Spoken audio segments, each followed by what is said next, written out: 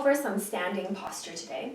A lot of times people are very tucked under in their pelvis and their hips are forward in their socket and their rib cage is actually behind their pelvis. So if you were to think about placing your top hand on your second rib and your bottom hand on your pubic bone, just in that bony ridge of your pelvis, and you wanted to drop a line through, you'll see that some people tend to be, their rib cage is behind their pelvis. They're in this position, okay? So when their rib cage is behind their pelvis, there's a bit of a disconnect through their deep core muscles, and they're just overusing their obliques, their upper abdomen here.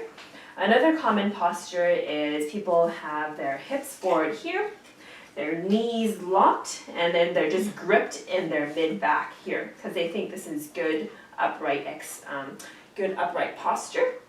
What I want you to think about today is keeping your rib cage on top of your pelvis. When your rib cage is on top of your pelvis here, you're much better able to activate your deep core. The deep core is made up of, again, 4 muscle groups.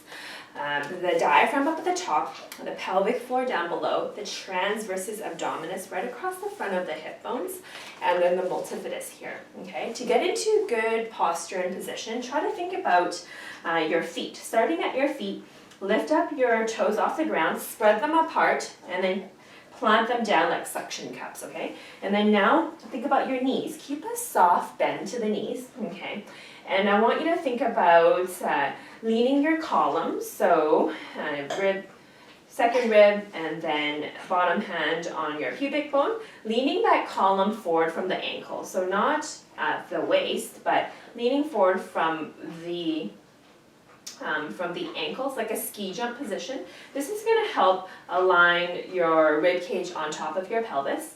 You can imagine your collarbones widening here, good, so you're not slouched. And then a helium balloon lifting through the crown of the head. And just breathe. And then exhale out. So a lot of times people are heavy on their heels, so when they do this position, it feels like they're falling forward, but in turn they're actually kind of coming into more of a mid-foot position, okay? So another common position people take is gripped in their mid-back, their bra strap line, and their rib cage flared up. A cue for that I like to use is you want to imagine a waterfall coming down the front of the chest, the breastbone, the sternum. So soften the sternum, okay? And when you soften the sternum, this relaxes, this opens up at the back, so you're not kind of extended arched this way. So relax through the breastbone, okay? And this will help connect your rib cage over top of your pelvis. And now in this position, think about breathing and then exhale out, blow out candles. Breath in, everything extends, and then exhale, blow out candles, and you'll feel kind of an inwards and an upwards lift when you are actually activating your deep core muscles. So give that a try.